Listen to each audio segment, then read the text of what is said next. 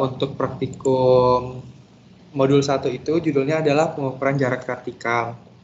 Nah, di tujuan praktikum ini itu ada dua. Yang pertama itu adalah menghitung perbedaan elevasi antara dua titik. Kemudian nantinya kalian diminta untuk menggambar hasil pengukuran menggunakan perangkat lunak AutoCAD. Nah, untuk alat dan bahan pada praktikum kali ini, yang pertama itu ada teodolit, yang kedua itu ada tripod, kemudian yang ketiga ada leveling staff, yang keempat ada meter ukur, dan yang kelima ada pasak. Nah, untuk cara kerjanya secara garis besar itu yang pertama adalah pasak dipasang di 7 titik. Nah, nanti antar pasaknya itu jaraknya adalah 3 meter. Selanjutnya teodolit diatur di titik ada namanya titik 01, kemudian diukur ke BS dari BS ke titik A. Nah, ini kalian terima dulu aja, nanti akan saya jelasin lebih lanjut. Yang ketiga adalah dari titik 01 dilakukan pengukuran FS ke titik B. Kemudian yang keempat, lakukan hal yang sama pada titik ke 02 dan juga titik 03. Yang kelima adalah jarak vertikal dihitung menggunakan data yang sudah didapat. Nah, saya mau ada putar video dulu sebentar.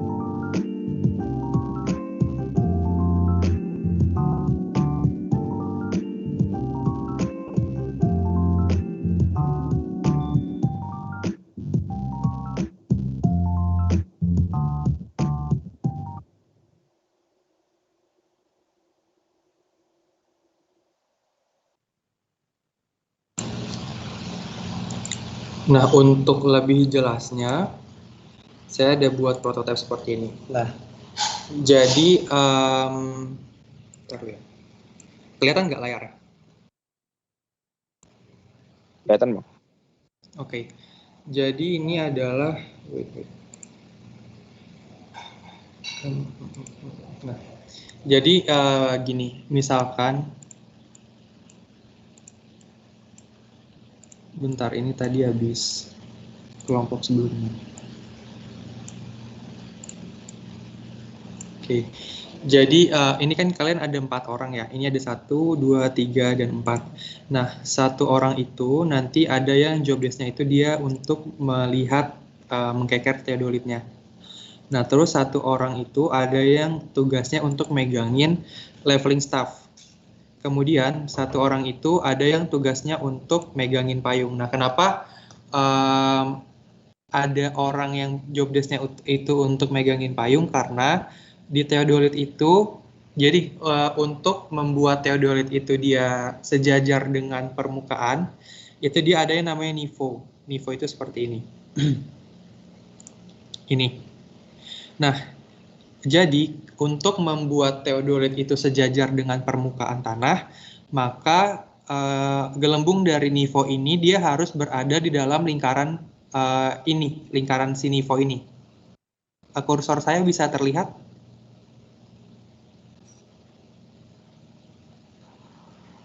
Oke.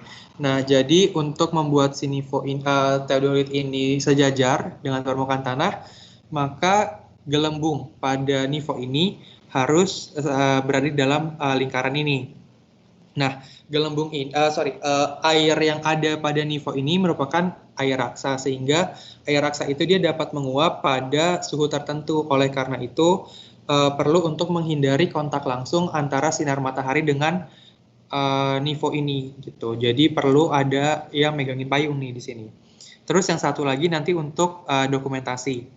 Nah, jadi pertama kita pasang dulu 7 buah pasak. Kita pasang dulu 7 buah pasak, di mana antar pasaknya itu panjangnya adalah 3 meter. Nah, ini pasaknya kita pasang random gitu. Nah, di antara titik A dan titik B itu ada titik 1. Ini kita sebut namanya titik 1. Bisa dipahami?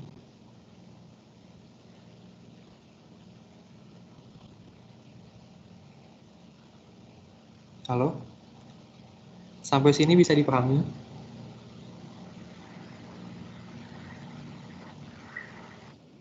Oke. Jadi, di antara titik A dan titik B itu ada disebut namanya titik 1.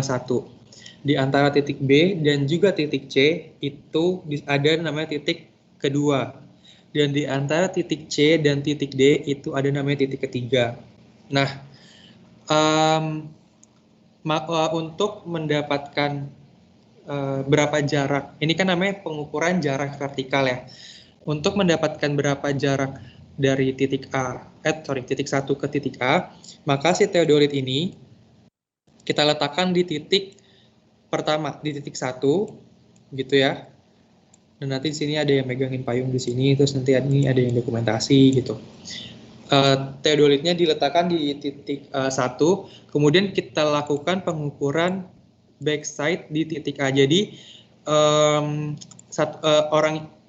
orang yang megang leveling staffnya itu diletakkan berada di titik A. Dan nanti teodolitnya itu jarak sudut vertikalnya kita buat 90 derajat. Jadi nanti dia lurus. Jadi kayak ini misalkan tinggi tripodnya, nah teodolitnya itu 90 derajat. Jadi dia nanti 90 derajat. Nah, habis itu dilakukan penembakan. Bukan penembakan gimana, jadi penembakan itu tuh istilah yang biasa digunakan untuk mengeker dari teodolit sini ke dari teodolit ke si leveling staff gitu. Jadi dilakukan pengekeran dari titik pertama ke titik A ini. Nah, dari titik pertama ke titik A ini disebut dengan pengukuran backside. Kenapa disebut dengan pengukuran backside? Karena secara definisi backside itu adalah pengukuran yang dilakukan di belakang alat. Jadi kan titik A ini berada di belakang alatnya di titik 01 ini, maka disebut dengan pengukuran backside. Nah, setelah kita lakukan pengekeran, nah nanti di dalam lensa teodolit itu gambar bentukannya seperti ini, kurang lebih seperti ini. Jadi ini nanti buat kekerannya, dan ini si leveling staffnya. Nah, dalam lensanya itu nanti ada batas atas dan juga batas bawah. Nah, kalau dalam contoh di sini, batas atasnya itu misalkan kenanya di 139 cm. Kemudian batas bawahnya 137,8. Nah, berarti jarak dari titik 1 ke titik yang lainnya itu adalah 139 dikurang 137,8. Nah, itu dikurungin, kemudian dikali 100. Paham nggak? Jadi kayak gini.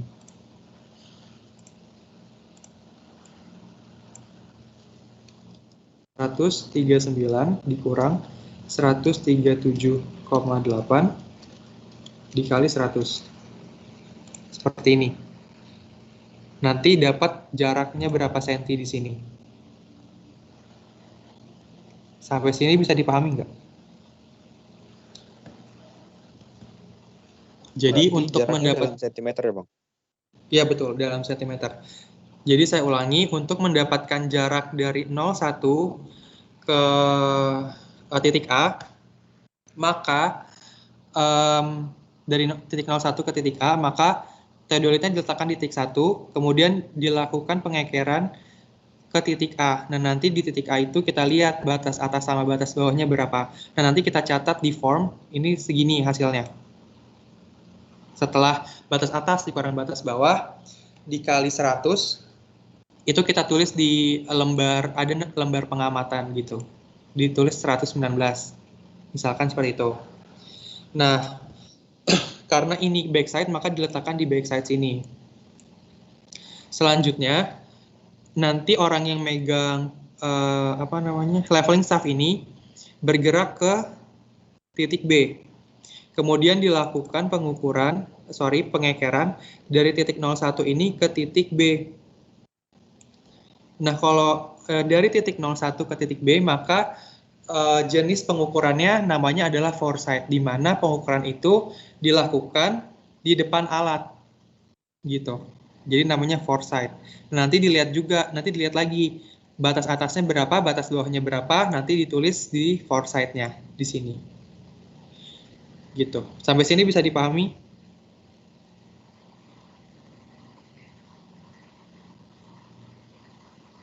Bisa Bang. Oke. Nah, sebelum alatnya itu kita pindahkan, kita ukur dulu tinggi dari teodolitnya. Kalau misalkan kalian nanya, loh emang tinggi teodolitnya beda-beda? Jawabannya iya beda-beda, karena kan kita nih meletakkan teodolitnya itu teodolit dan tripod ya. Teodolit ini teodolitnya, ini tripodnya. Kita meletakkan teodolit dan tripodnya itu kan di tanah, di mana tanah itu kan nggak selalu datar ya kan. Kadang untuk membuat nivo ini berada di tengah, maka ada kaki teodolit satu yang dinaikin, ada satu kaki teodolit yang harus diturunin, sehingga menyebabkan tinggi dari teodolit itu tidak selalu sama setiap kali pengukuran, seperti itu. Nah, sebelum kita melakukan, sebentar saya izin minum dulu.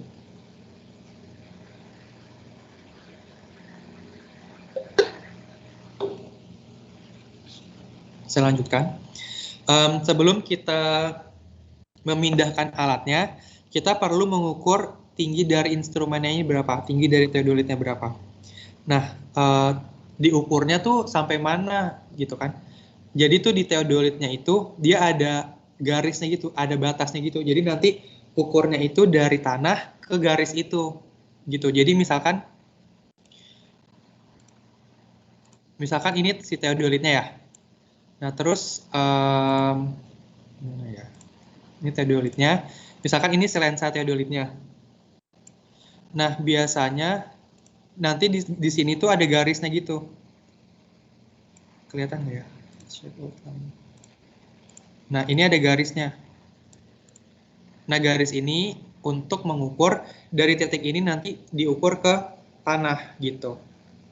Nah, nanti kita ukur, nanti kita letakkan di sini. Tinggi instrumennya di sini. Gitu. Nah, kemudian titik A ini disebut dengan benchmark, atau benchmark itu patokan awalnya. Ketika kita memindahkan alatnya, memindahkan si teodolitnya, namanya itu adalah change point. Kalau misalkan kalian bingung, ini maksudnya di remark ada benchmark, ada change point itu apa gitu. Jadi benchmark itu adalah titik awalnya, yang kemudian kalau kita melakukan perpindahan alat disebut dengan change point gitu. Nah, ketika kita melakukan change point atau perpindahan alat, maka si titik B ini bukan lagi backside ketika kita meninjau dari titik kedua. Kira-kira bukan backside, sorry, foresight. Bukan lagi foresight. Kira-kira si B ini titik apa? Ada yang bisa menjawab? Backside. Backside, Bang. Backside, betul. Tadi siapa yang jawab backside?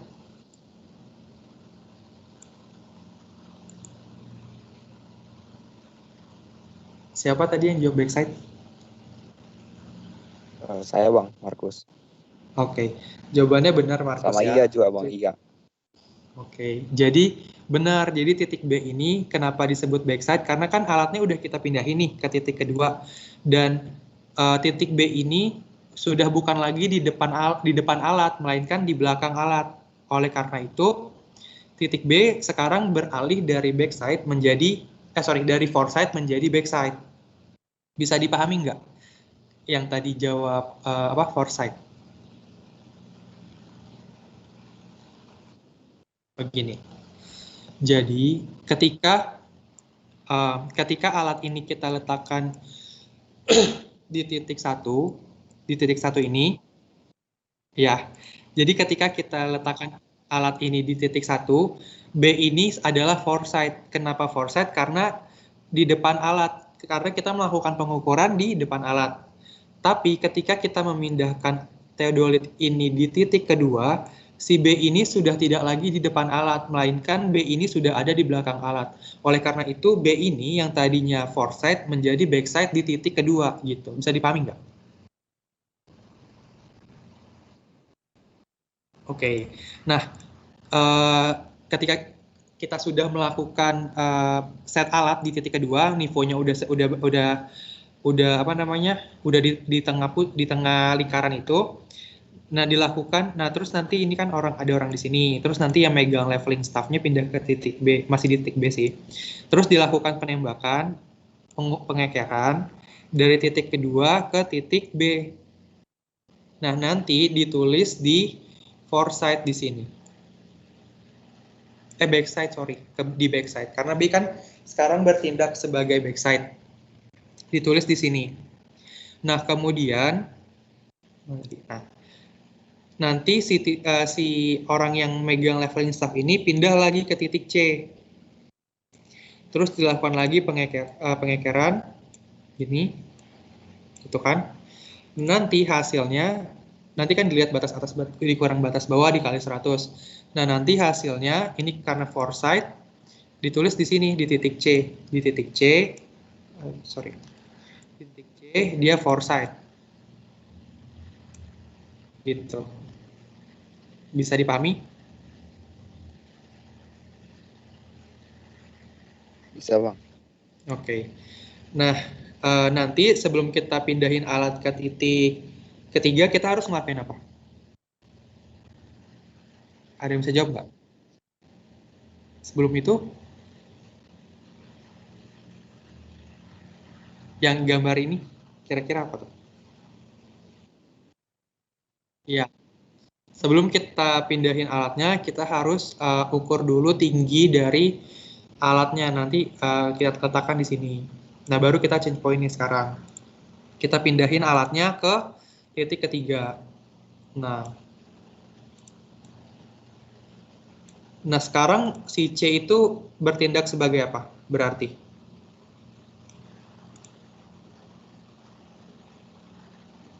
Apakah backside atau foresight? Kalau dilihat dari titik 3. Backside, bukan? Iya, betul. Dilihat dari titik 3, si C ini merupakan backside. Kenapa? Karena titik C ini berada di belakang alat. Oke, nah terus kita lakukan pengekeran, terus kita lihat batas atas, batas bawah dikali 100-nya berapa. Terus kita hitung C backside. Nah, C backside-nya itu ini. Nah, terus terus nanti orang ini pindah lagi ke titik D. Nah, pindah ke titik D terus dilakukan pengekeran lagi. Berarti kan sekarang adalah foresight. Nah, terus kita lakukan perhitungan untuk batas atas kurang batas bawahnya, maka D foresight itu hasilnya nanti segini. Gitu. Nah, sebelum mengakhiri proses praktikum di lapangan, jangan lupa untuk menghitung ketinggian alatnya. Nanti diletakkan di sini. Ini harusnya saya umpetin dulu sih. Bentar ya. Nah, ya masih kelihatan. Ini tadi saya bekas praktikum sebelumnya. Udah anggap aja kalian nggak tahu ya. Wait. Nah, untuk mencari reduce level, nah reduce level itu apa? Reduce level itu gampangnya bisa kita sebut sebagai elevasi gitu. Untuk kita bisa mencari elevasi BS, maka rumus yang bisa dipakai adalah BS dikurang tinggi alatnya. Sementara untuk mencari elevasi FS atau di depan alat, itu kita bisa menggunakan persamaan tinggi alatnya dikurang dari FS-nya. Sekarang saya ingin kalian coba kerjain ini, nanti kita cocokin hasilnya.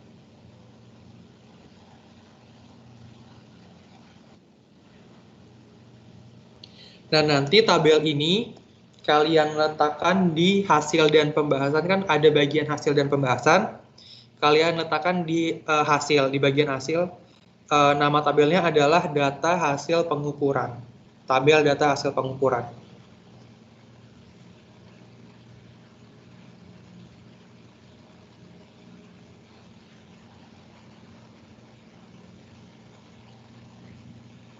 Nah, jadi kayak ini reduce level BS, BS dikurang height of instrument.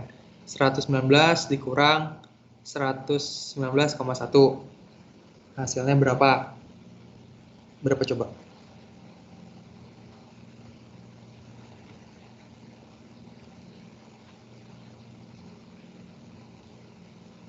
Ada yang udah menghitung belum?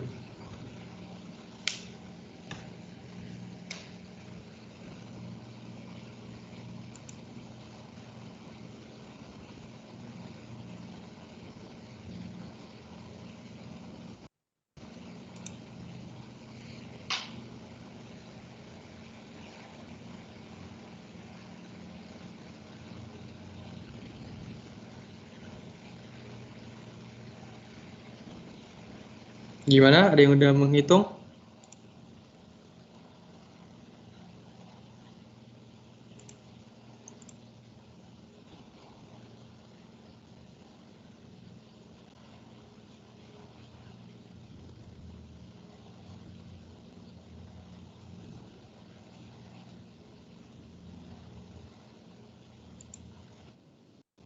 Oke, berapa hasilnya? Yang di sini dulu berapa? Oke, terus selanjutnya? Oke.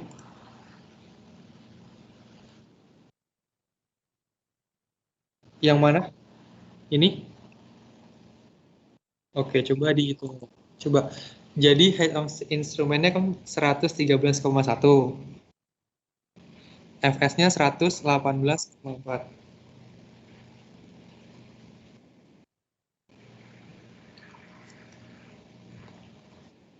Bentar ya. 113,1.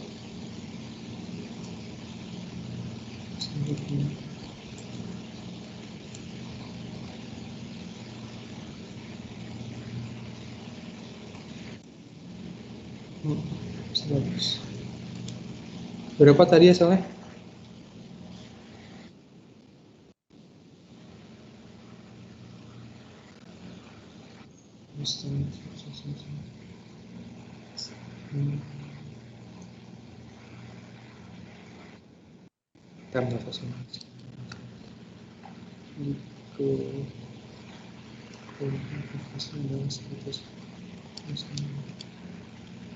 Oke, nah kalau minus 5,3 ya tadi? Nah kalau berapa tadi jawabannya? Nah kalau minus 5,3 itu tadi pakai tinggi instrumen yang ini ya? Nah sementara ini kan poin B. Poin B itu kalau kita lihat dari gambar dia belum ganti, belum pindahin alat, ya nggak? Belum. Berarti dia masih pakai tinggi alat yang di titik 1. Di titik 1 kan tinggi alatnya 119,1, benar nggak? Ya, jadi tinggi alatnya itu masih pakai 119,1 dikurang Fs-nya yang ini.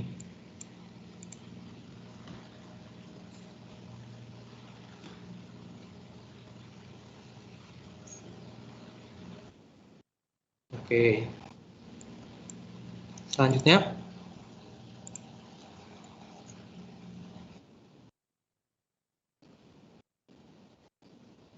Oke. Selanjutnya.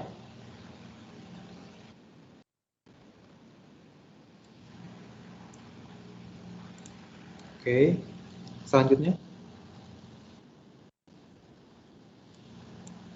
Oke. Yang lainnya bisa dipahami nggak? Tadi di sini Alfian ya. Alfian baru gabungnya pas kapan nih? Yang bagian ininya udah paham belum? Maksudnya Tadi gabungnya sampai ini bang. sampai mana? Sudah nentuin backside, foreside. Setengah jam gitu bang. Yang ininya udah belum? Yang ininya udah paham sih bang untuk nentuin backside, foreside. Terus Ini untuk cara dapat angka-angkanya itu yang belum bang. ini udah, yang ini belum apa gimana? Yang dapat angka-angka yang backside-nya itu 119, terus 112,6 itu belum. Oke, tapi ini udah. Udah lumayan paham bang. Oke, jadi 119 ini dapat dari mana? Itu dari sini. Jadi kita melakukan pengukuran.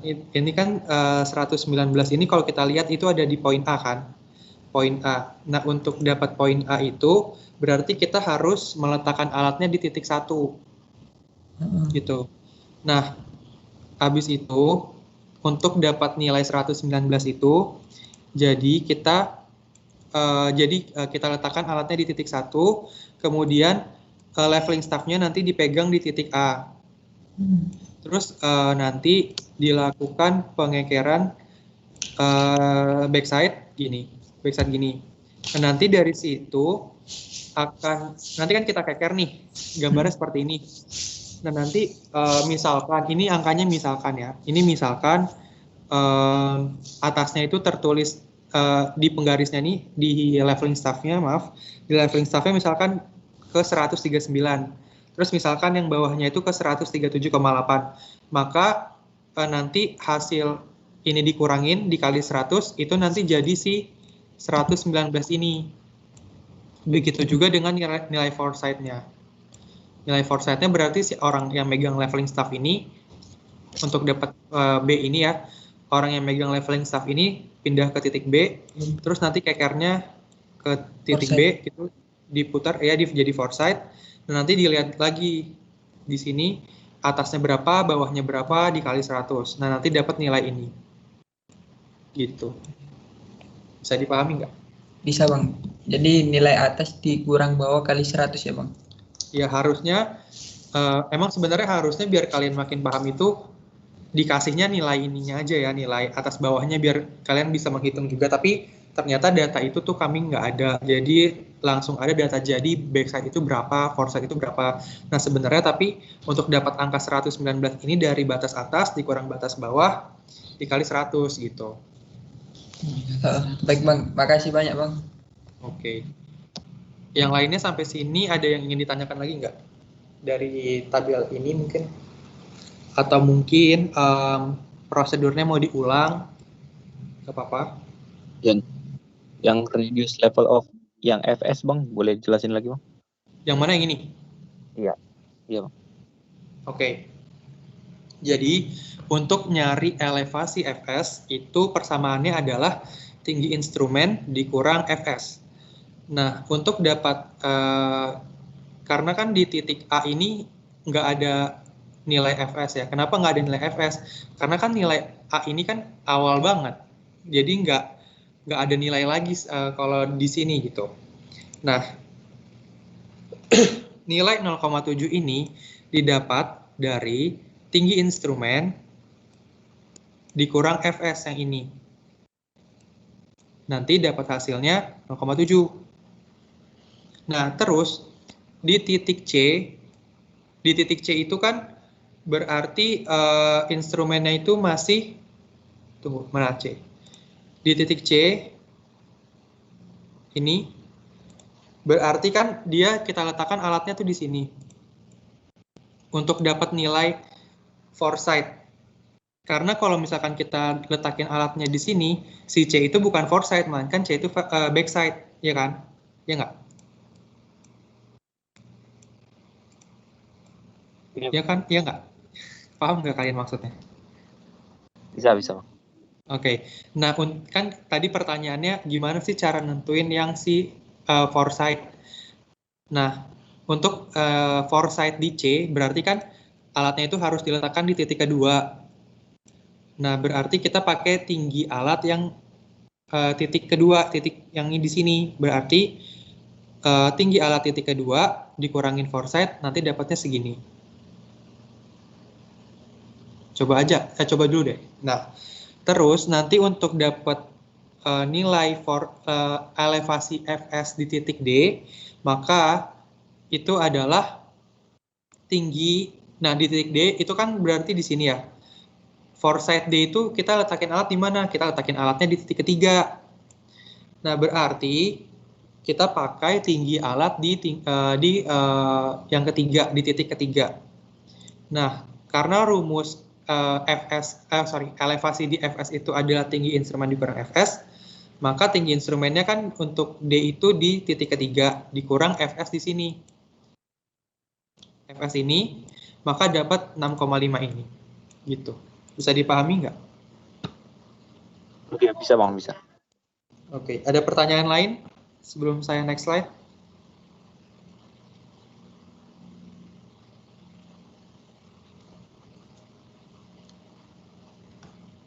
Ini sebenarnya udah saya warnain gini biar lihatnya gampang, tapi itu sebenarnya cara kerjanya dari sini ke sini, terus nanti ke sini, terus baru ke sini, terus nanti ke sini, ke sini gitu.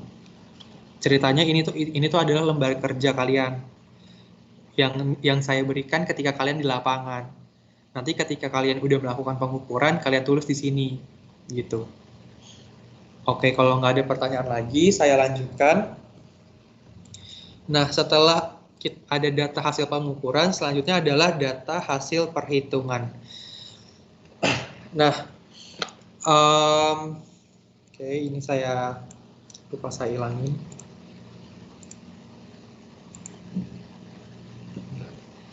Bentar ya.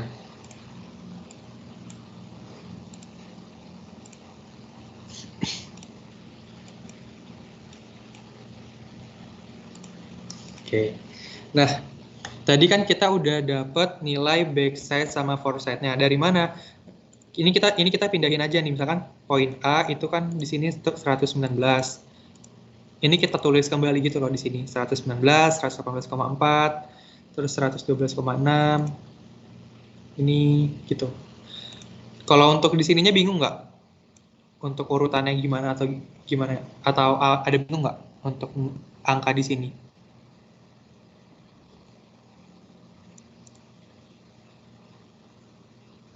Gimana? Bingung nggak? Kalau bingung nggak apa-apa bilang aja. Nah, ini saya copy aja deh. Iya, jadi gini.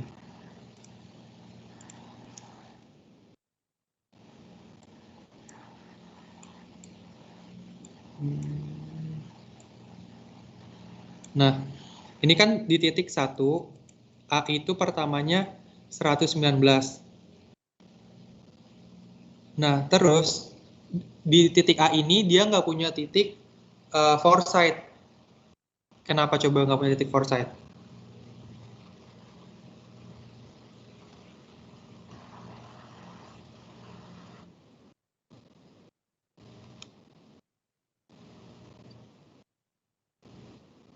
Ya, karena titik A itu titik awalnya. Dia tuh benchmarknya. Jadi dia nggak punya nilai foresight. Kalau misalkan nilai A itu mau ada foresight, berarti nanti alatnya ini harus ada di sini gitu loh. Harus ada titik lagi di sini, benar nggak? Biar si A ini berada di depan alat. Bisa dipahami nggak? Jadi si A ini nggak ada nilai foresight-nya, dia cuma ada nilai backside-nya. Oke, nah kita lihat di sini. A itu nilainya adalah 119, jadi kita tulis di sini 119. Nah, kemudian di sini A itu kan bertindak sebagai apa? Backside. Nah, di titik gini, di setiap titik itu selalu ada yang bertindak sebagai backside dan juga ada yang bertindak sebagai foresight. Di titik ke-1 yang bertindak sebagai backside itu adalah A. Kemudian yang bertindak sebagai foresight-nya adalah B. Di sini statement yang saya sudah berikan ini kalian paham nggak maksudnya? Atau masih ada bingung kok A itu backside atau kok B itu foresight gitu? Atau udah paham? Paham, Bang. Oke. Sekarang kita lihat. Nilai B yang bertindak sebagai foresight itu berapa? B foresight 118,4. Kita tulis di sini. Sekarang di titik kedua juga pasti punya backside dan pasti juga punya foresight. Nah, tadi B itu udah bertindak sebagai foresight. Tapi di titik kedua B itu bertindak sebagai backside. Kalau misalkan di titik kita tempatin di titik kedua, B itu kan bertindak sebagai backside sekarang ya kan? Nah, di B bertindak sebagai backside berapa? B backside 112,6. Kita tulis 112,6. Sekarang C yang bertindak sebagai foresight berapa nilainya? C foresight 124,6. Kita tulis 124,6. Sekarang di titik ketiga juga ada backside, ada foresight. Tadi di sini C udah bertindak sebagai foresight, sekarang C bertindak sebagai backside karena alatnya kita pindahin ke titik ketiga. Nah, C yang bertindak sebagai backside adalah 114,38. Kita tulis di sini 114,38. Selanjutnya D yang bertindak sebagai foresight adalah 108,1. Kita tulis di sini 108,1. Gitu. Paham nggak sampai sini?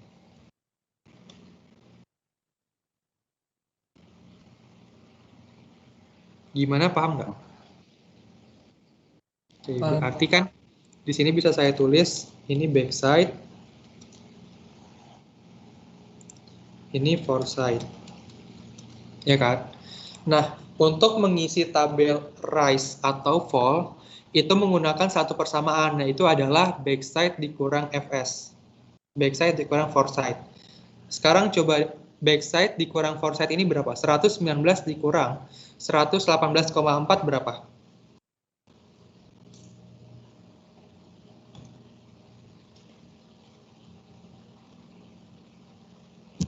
0,6. Oke, 0,6. Karena nilainya positif, maka kita letakkan 0,6 itu di rise. Kalau nanti dia negatif, letakkannya di fall. Nah, sekarang untuk titik kedua, backside dikurang foresight berapa? Negatif 12. Negatif 12. Karena dia negatif, maka masuk ke fall. Bisa dipahami nggak?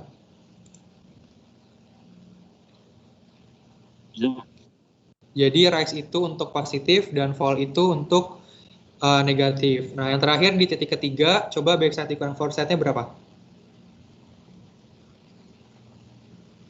Positif 6,28. Oke. Nah, sampai sini paham untuk rise and fall?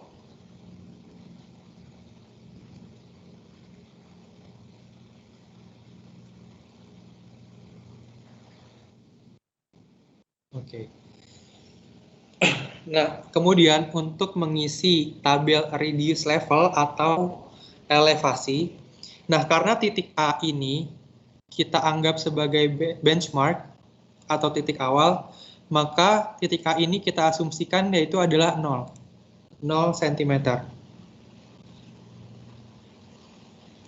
Saya lupa tulis. Nah, kemudian dari titik gimana ya bilangnya?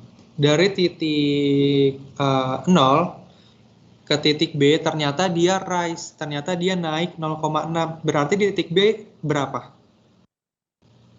elevasinya?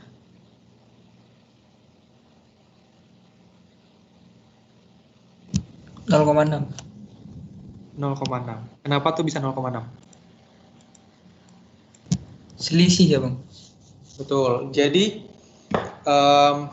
ini titik, misalkan ini titik A, terus ini titik B. Dari titik A ke titik B ini, dia di sini 0, terus ternyata dia rise 0,6, dia naik 0,6. Berarti kan di titik B ini dia 0,6 kan? Nah, sekarang di sini kan titik B itu 0,6. Nah, titik B di sini kan berarti sama aja 0,6. Karena sama-sama titik B. Nah, terus dari titik B ke titik C, dia itu ternyata turun minus 12. Jadi berapa elevasi di titik C?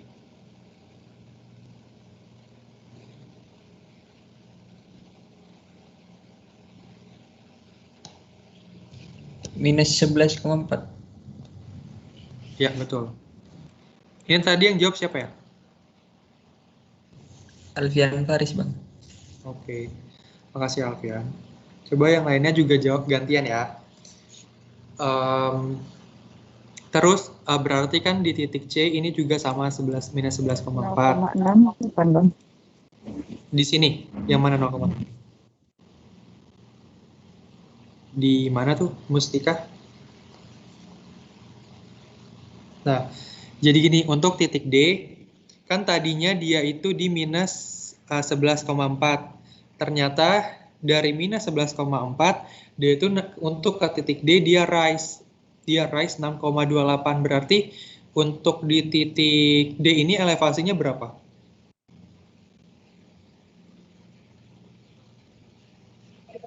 Minus 5,12 Bang.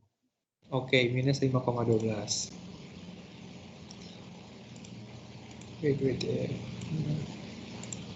Oke. Nah, tabel ini namanya adalah tabel data hasil perhitungan. Nanti kalau misalkan ditulis di laporan kan ada nama tabelnya. Jangan lupa ditulis tabel data hasil perhitungan. Nah, nah selanjutnya setelah tadi ada data hasil perhitungan, data hasil pengukuran, terus ada data hasil perhitungan. Nah, ini adalah data akhir pengamatan. Jadi nanti nama tabelnya adalah tabel hasil akhir pengamatan. Jadi misalnya tabel 1.3 hasil akhir pengamatan. Nah, sebenarnya dari praktikum awal tadi sampai kita ngitung sampai sini, yang mau dicari itu adalah si satu tabel ini. Tabel ini tuh bisa dibilang juga sebagai tabel rangkumannya. Nah, tadi kan yang di sini kita udah cari nih, yang ini. Untuk yang poin A, itu kan karena benchmark, maka kita asumsikan 0 cm. Kemudian, sebentar saya izin balas WhatsApp dari Mbak Dia dulu ya, sebentar. Sebentar aja.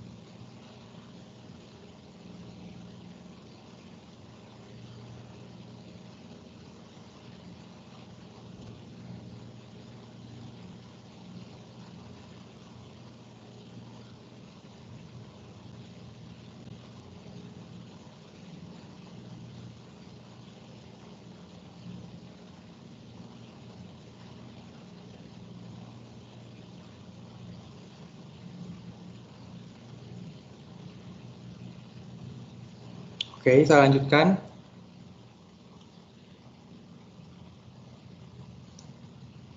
Bentar.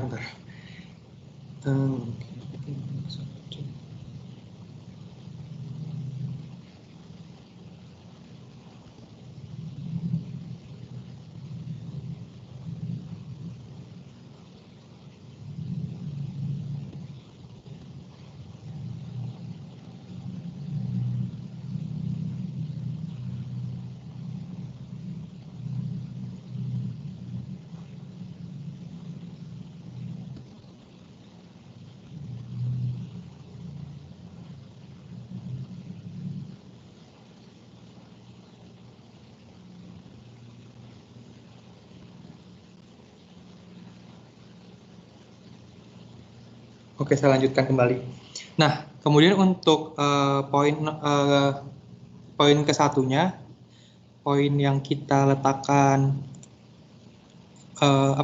untuk kita letakkan si teodolitnya itu kita dapat dari minus 0,1 ini.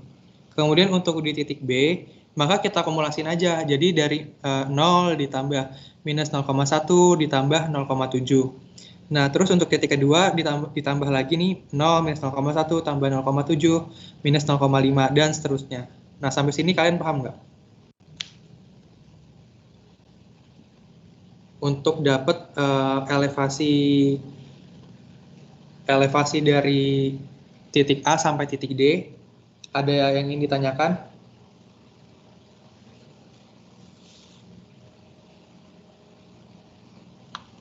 Sudah bisa dipahami?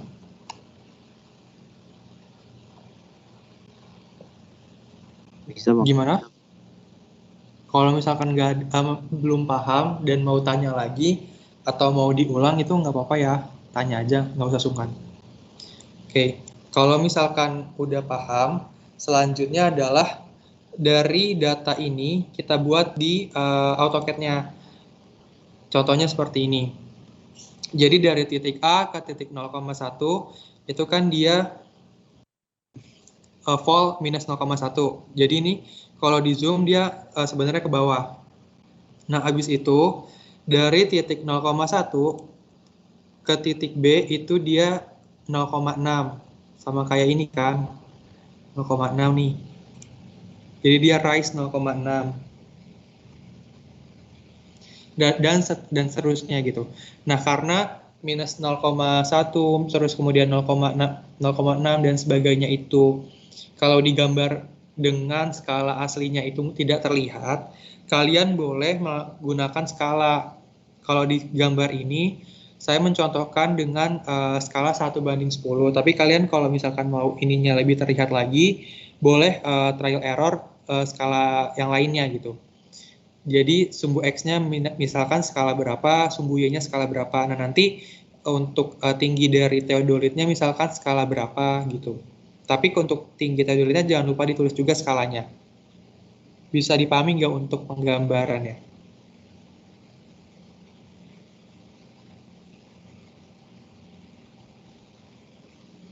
Gimana?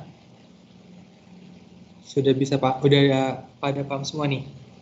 Bang, boleh diulangi nggak? Saya putus-putus soalnya tadi. Oke, diulang dari mana? Dari slide yang ini atau dari mana?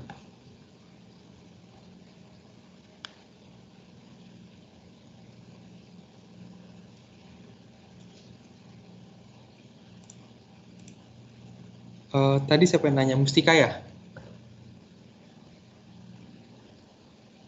Untuk yang lainnya suara saya putus-putus ya? Enggak, Bang. Terdengar, Bang. Jelas, Bang. Jelas ya? Kayaknya punya IA, Bang, yang ini yang putus-putus. Oke. Tadi saya lihat Mustika typing.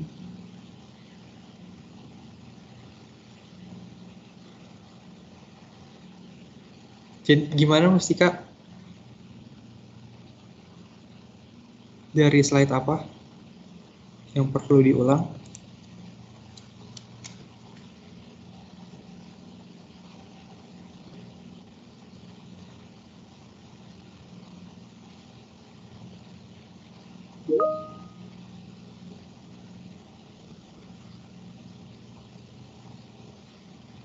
Iya, tarik. Iya, punya saya, Bang. Oke. Eh, mau diulang dari mana, Boleh Mustika? diulangin yang Uh-uh. cara gambarnya nggak, Bang? Oh, Dari cara yang gambar. dari yang ini, Bang, bener. Dari slide 9. Oke. Untuk cara mendapatkan tabel ini udah paham belum?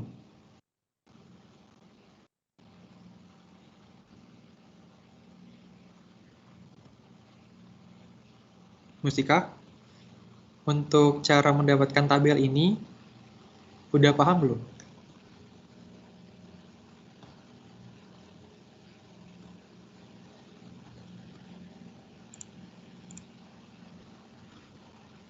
Iya, Bang, slide 9. Untuk ya, cara mendapatkan tabel yang ini, tabel rangkuman ini, udah paham atau saya ulang lagi? Iya, boleh diulang, Bang. Oke. Jadi tadi kan titik A, pasak yang kita pasang di titik A itu kita namakan sebagai benchmark. Nah, di benchmark ini kita asumsikan bahwa elevasinya adalah 0. Jadi A ini adalah apa ya? Bisa kita sebut sebagai si datumnya. Kalian udah familiar dengan nama datum belum? Datum tahu nggak datum apa? Datum tuh titik nolnya gitu. Jadi kalau kita lihat di gambar ini tuh datumnya tuh yang ini. Bentar ya. Nih, yang ini. Datumnya tuh garis nolnya. Bisa dipahami? Untuk Bisa, datumnya? Bang. Oke. Coba. Nah, itu kan tadi kita asumsikan sebagai 0. Nah, untuk bisa mendapatkan elevasi di titik 1, maka itu adalah nilai yang ini, minus 0,1-nya, minus 0,1 yang ini. Kita tulis nih. Sebenarnya gini sih, 0 dikurang 0 dikurang 0,1.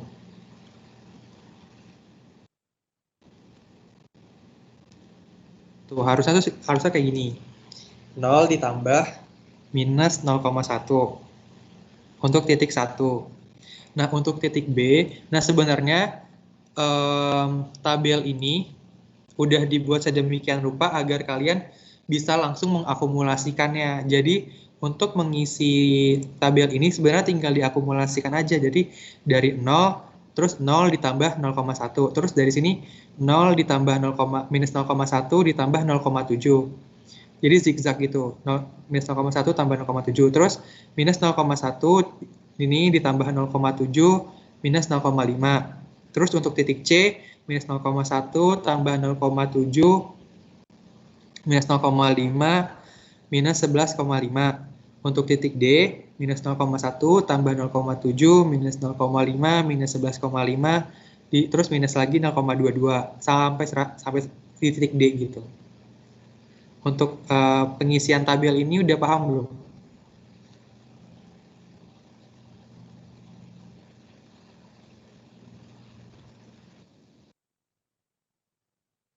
Oke, Mustika gimana?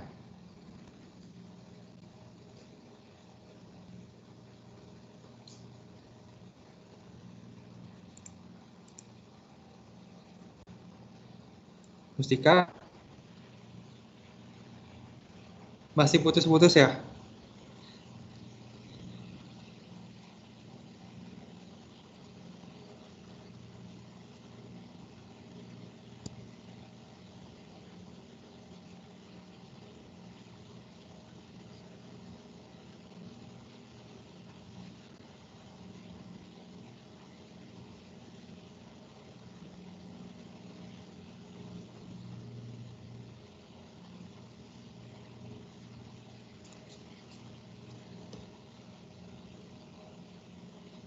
Mustika?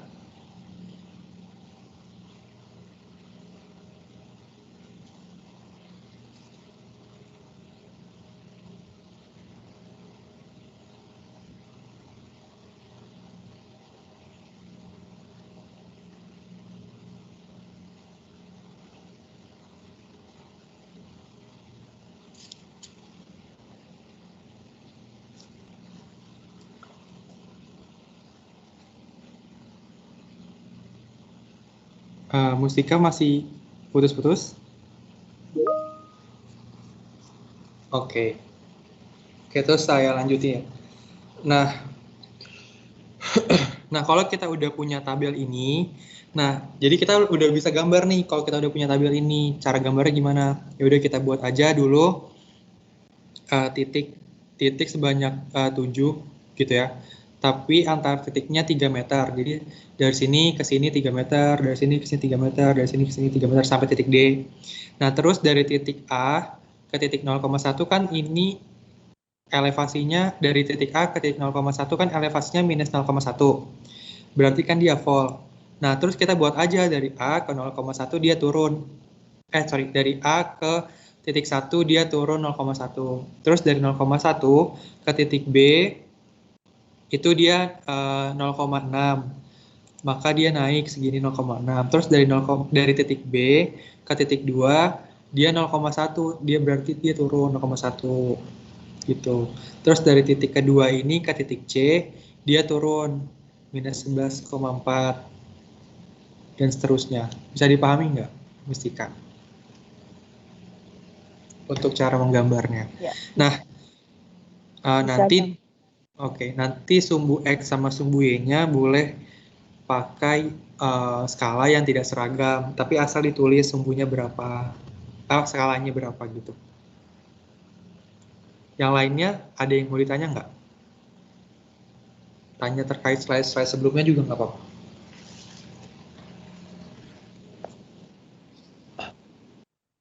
Hmm. 300 itu kan jarak dari satu pasak ke pasak lain tadi kita buat 3 meter. Tapi karena ini satuannya sentimeter, jadi ditulisnya 300. Gitu. Ada lagi yang mau ditanyakan?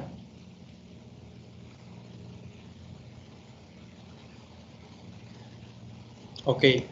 Nah, kalau tidak ada, selanjutnya adalah analisis. Nah, jadi di analisis ini kan seperti yang sudah saya bilang, kalian harus menganalisis 3 aspek, yaitu adalah observasi, hasil, dan error.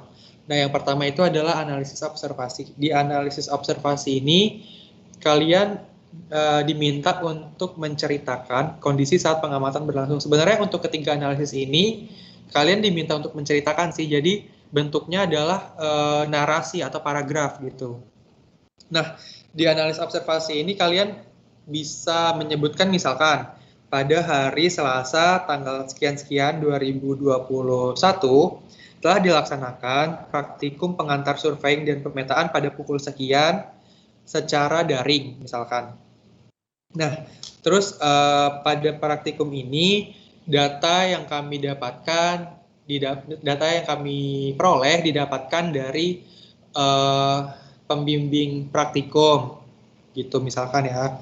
Terus kalian bisa nyebutin juga kalau misalkan pada praktikum ini kelompok kami ingin menentukan jarak antar 2 titik dengan melakukan 3 kali pemindahan teodolit dengan masing-masing jaraknya 3 meter. Misalkan seperti itu. Pokoknya kalian bisa menceritakan kondisi saat pengamatan berlangsung.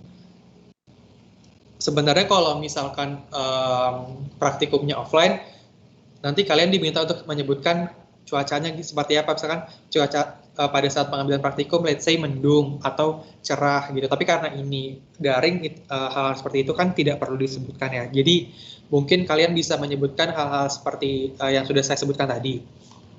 Kemudian untuk analisis hasil, di analisis hasil kalian itu diminta untuk menceritakan bagaimana hasil perhitungan itu bisa didapatkan. Nah, sebenarnya dengan kata lain itu di analisis hasil ini kalian menceritakan kembali prosedur dari praktikum ini. Jadi prosedur dari awal sampai bagaimana sampai bagaimana si elevasi tadi itu didapatkan. Contohnya, misalkan hasil jarak vertikal antara 2 titik itu didapatkan setelah misalkan kalian sudah meletakkan teodolit, terus meletakkan pasak, kemudian menghitung sisi backside, menghitung sisi foreside. Nah, terus kalian bisa menyebutkan juga kayak misalkan kemudian informasi yang sudah didapat, Kemudian informasi yang sudah didapat dimasukkan ke tabel 1.1, let's say. Kemudian data tersebut diolah sehingga menjadi data yang tertera pada tabel 1.2 gitu. Nah, data dari tabel 1.2 ini didapatkan menggunakan persamaan 1.1 misalkan. Misalkan nanti kalian buat persamaan di teori dasar gitu. Jadi didapatkan dengan persamaan 1.1, 1.2 sehingga didapatkan hasil perhitungan sehingga didapatkan hasil perhitungan seperti yang tertera pada tabel 1.3. Bisa dipahami nggak untuk analisa hasil? Kerangkanya tuh kira-kira seperti apa?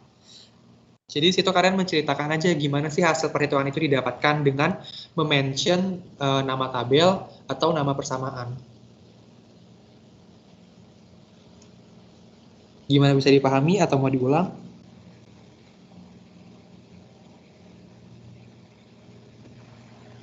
Nanti Bang berarti analisisnya dibuat per Gimana? poin gitu Bang. Observasi ya. Dibuat narasi, dibuat hasil. paragraf.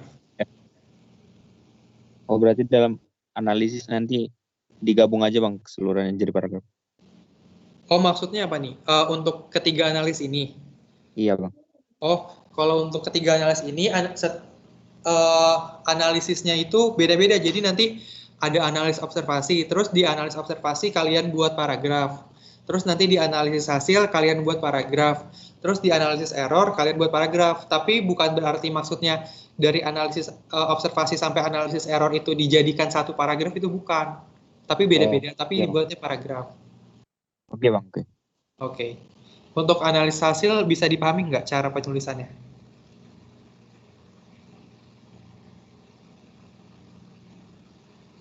Atau mau diulang? Atau mau dilanjut?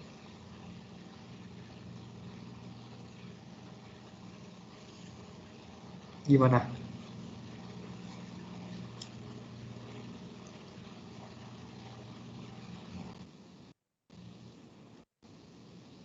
Baik.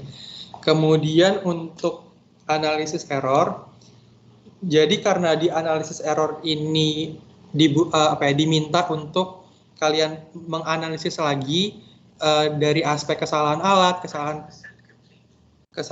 kesalahan pengukur, dan juga kesalahan akibat faktor alam. Jadi di sini key points-nya adalah untuk kesalahan alat itu kalian bisa menyebutkan bahwa gelembung NIVO itu tidak sepusat dengan posisi tripod. Jadi kalian bisa menyebutkan misalkan pada praktikum kali ini kemungkinan error bisa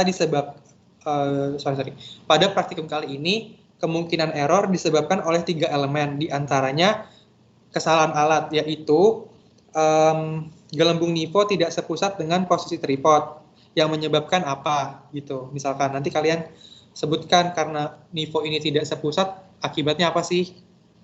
Terus untuk kesalahan pengukur kalian bisa menyebutkan kalau misalkan karena adanya kesalahan pembacaan batas atas dan batas bawah, sehingga menyebabkan apa kalau misalkan kalian salah membaca batas atas dan batas bawah gitu.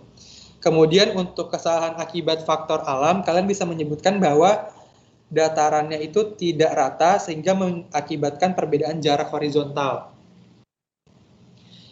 Nah, maksudnya itu kan kalau misalkan tanahnya rata, ini kan karena praktikum ini dilakukan di tanah yang tidak rata ya. Kalau misalkan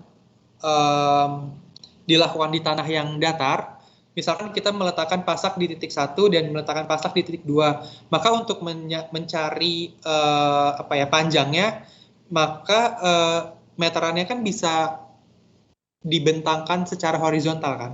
Tapi kalau misalkan satu pasaknya di elevasi 0, satu pasaknya di elevasi let's say 2 cm, berarti 2 cm misalkan.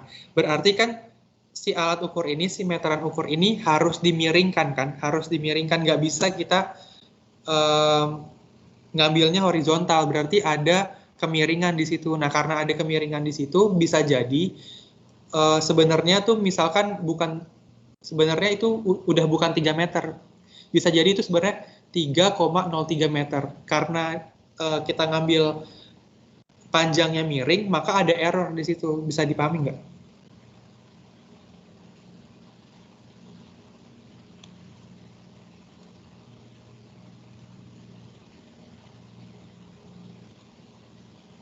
Bisa bang. Oke. Sebelum saya tutup, ada yang mau ditanyakan lagi nggak?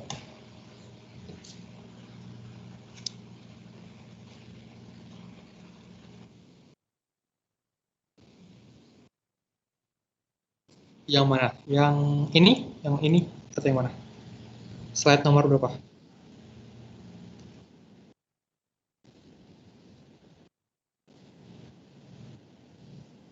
Ini. Oke.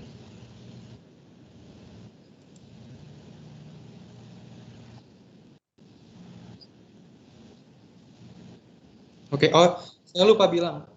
Sebelum kalian masuk ke data hasil pengamatan ini, perlu dilakukan kontrol ya. Kontrolnya itu adalah sigma fs dikurang sigma bs sama dengan first RL dikurang last RL. Jadi nanti kalian jumlahin BS ini semua berapa. Terus kalian jumlahin FS ini semua berapa. Ya kan? Terus nanti kan di sini ada sigma FS dikurang sigma FS, sigma FS dikurang sigma BS. Itu harus sama dengan first RL itu yang ini, first RL yang ini, dikurang dengan last RL yang ini, minus 5,12. Nah, bagian kiri itu harus sama dengan bagian kanan. Kalau misalkan berbeda hasilnya, maka ada kesalahan dalam perhitungan. Jadi, nanti lakukan kontrol ini harus kalian tulis ya di laporan. Gitu. Ada yang mau ditanyakan lagi nggak?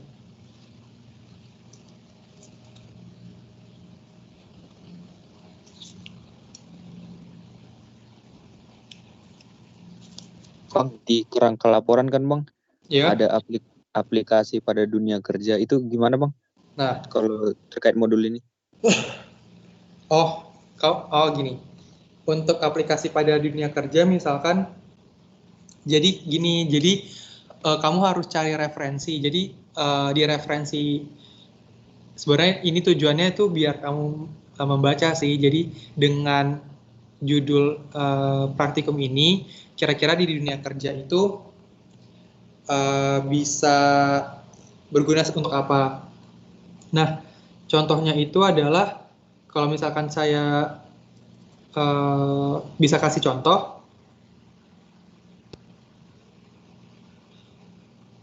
di dunia, jadi tuh gimana ya? Saya takut spoiler sih, nanti takutnya.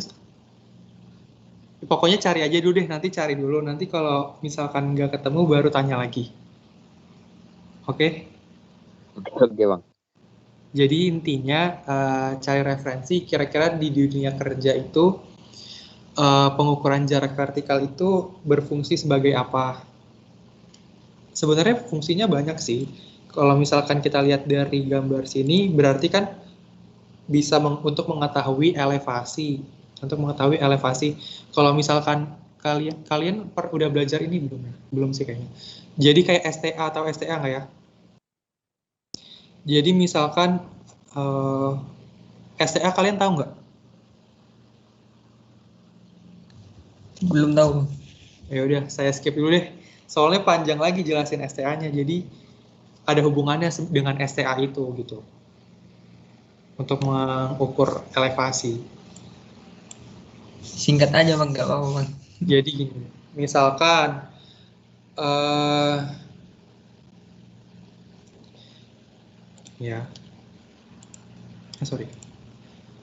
Nah, misalkan ini kita ada, misalkan ini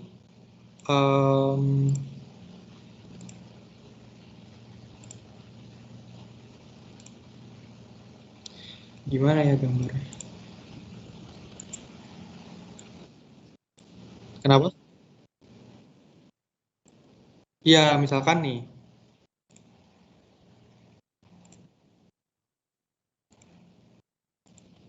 Astaga, misalkan kayak gini.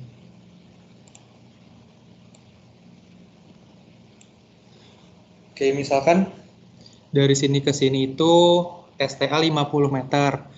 Dari sini ke sini 100. Nah, terus di sini misalkan kondisi tanahnya tuh kayak gini ya, yang ini ke sini ke sini. Jadi ada bagian naik terus ada bagian turun. Nah, misalkan di sini kita mau pasang fondasi. Nah, untuk bisa gimana ya, jadi bingung nih. Nah, jadi misalkan kita mau pasang fondasi, tapi agar misalkan untuk mendapatkan fondasi yang lebih stabil, kita perlu misalkan melakukan galian dan juga timbunan agar misalkan didapatkan si garis yang jadi garisnya dia datar gitu. Oh, jangan fondasi deh, gini.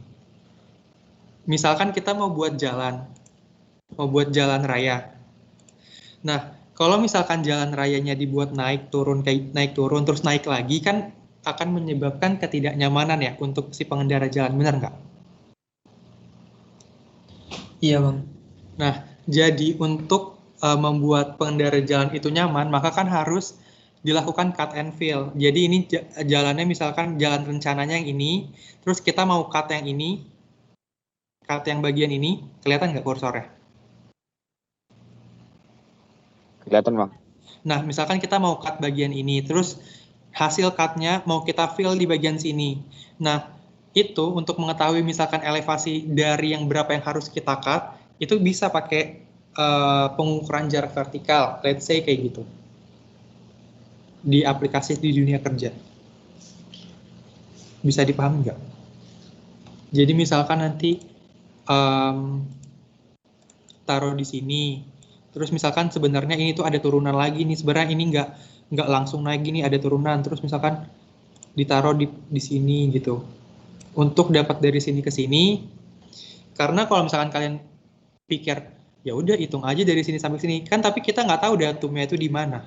Kita nggak tahu si titik nol itu di mana, karena yang kita lihat ya konturnya seperti ini gitu. Nah, untuk bisa tahu datumnya kayak gini kan berarti harus ada asumsi. Asumsinya apa? Di titik ini benchmarknya kita anggap 0 biar dapat si garis datum ini gitu. Paham nggak maksud saya? Untuk kita tahu elevasi di sini berapa, nanti elevasi di sini berapa gitu. Paham nggak atau malah makin bingung?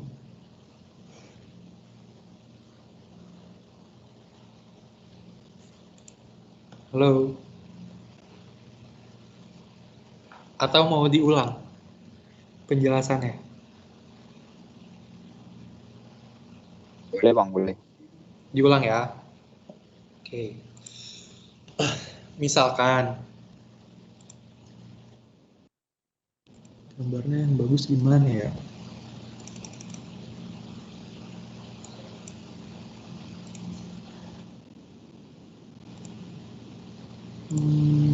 Misalkan ini tuh naik, tapi sebenarnya ada turunnya lagi. Sini tuh naik, terus ini turun.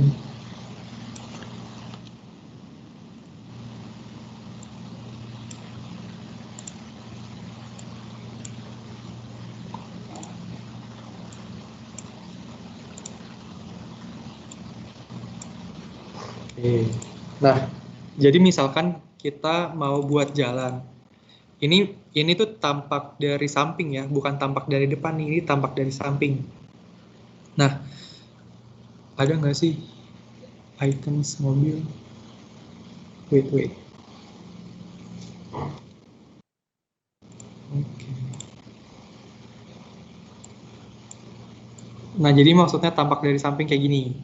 Nah, jalan rencananya itu gini. Jadi kan kondisi jalannya tuh kayak gini. Jadi dia naik terus nanti turun, naik lagi, turun lagi, naik lagi, turun lagi, terus nanti naik. Nah, kan kalau misalkan jalannya kayak gitu mengakibatkan pengendara jadi tidak nyaman kan dalam berkendara. Jadi misalkan pemerintah itu ingin melakukan jalan rencana tuh yang ini. Oh, kita ganti warna. Jalan rencananya yang ini, berarti untuk bisa mendapatkan jalan yang ini berarti kita harus nge-cut yang ini, nge-cut bagian ini, terus hasil cut-nya bisa kita fill di bagian sini. Nah, terus misalkan pemerintah mau buat tender. Nah, di dalam tender itu kan tentunya harus dicantumkan ya informasi-informasinya seperti apa, biar nantinya calon kontraktor bisa mengerti suasana di kondisi aslinya seperti apa. Nah, untuk mengetahui elevasi dari sini dan dari sini, kan kita nggak tahu elevasinya berapa karena kondisi aslinya tuh kayak gini. Kita nggak tahu titik nolnya di mana. Bisa jadi dasarnya tuh di sini, entah di sini. Jadi diperlukan asumsi. Nah, asumsi itu kita sebut benchmark. Nah, kita buat aja contohnya pasaknya misalkan di sini. Nah, nanti buat lagi pasaknya di sini. Jadi nanti buat lagi misalkan pasaknya di sini. Di antara pasak ini dan pasak ini, nanti kita buat lagi pasak titik 1. Nanti kita taruh teodolitnya di sini. Nanti bisa ketahuan misalkan jaraknya berapa gitu. Karena kenapa? Karena kalau misalkan dari sini, let's say dari sini sampai sini 2 kilo gitu ya. Dari sini sampai sini 2 kilo. Kan nggak mungkin kita tarik meteran dari sini sampai sini 2 kilo. Sementara kalau pakai teodolit itu bisa. Karena kalau misalkan kayak kampus kita itu termasuk teodolitnya teodolit baru, mereknya Nikon. Itu dia sampai ujung. Waktu itu saya pernah nyoba sampai ujung sampai ujung gedung yang tahu nggak yang kayak kembar gitu di kampus. Itu tuh masih bisa kelihatan. Jadi kalau misalkan pakai meteran kan selain takes time, errornya tentunya akan lebih banyak, bener nggak? Jadi nanti dari sini misalkan tarik 30 meter, nanti dari sini tarik lagi 30 meter, kan tentunya ada error. Nah, jadi untuk mengurangi error itu, untuk mengukur jarak dari sini bisa menggunakan teodolit, gitu. Paham nggak? Untuk contoh aplikasi di dunia kerja. Oh, berarti setelah nanti dapat jaraknya, didapat volume tanahnya ya, Bang? Nah, bisa dihitung volume. Iya, iya. Tapi nanti kalian, saya minta cari contoh lain ya. Jangan pakai contoh saya. Itu contohnya aja. Oke, ada yang mau ditanya lagi sebelum saya akhiri?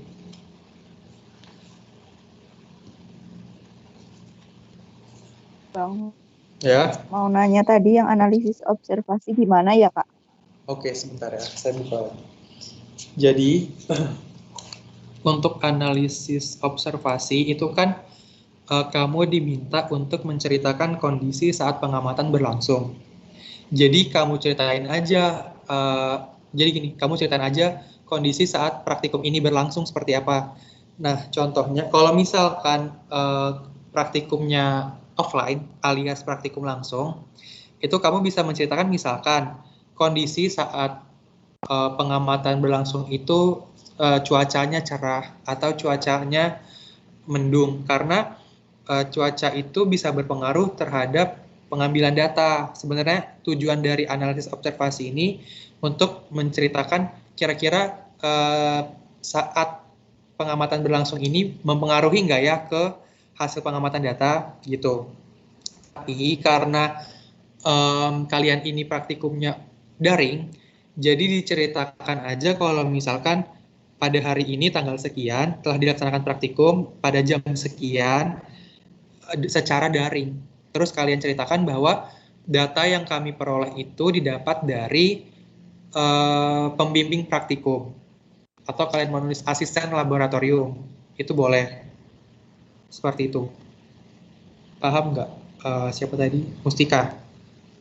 Terus kalian tulis, misalkan pada praktikum kali ini kami dari kelompok 9 akan menentukan jarak antara 2 titik dengan melakukan 3 kali pemindahan teodolit. Let's say kayak gitu. Bisa dipahami nggak, Mustika? Jadi ceritakan. Oh, jadi nggak usah diceritain kayak cuacanya gimana gitu ya, Bang? Iya, nggak usah diceritain cuacanya karena kan kamu nggak ngambil datanya. Jadi ceritakan aja kalau datanya ini didapat dari asisten laboratorium. Oh, ya Bang. Baik, Bang. Kasih. Ya, ada lagi yang ingin ditanyakan sebelum saya tutup?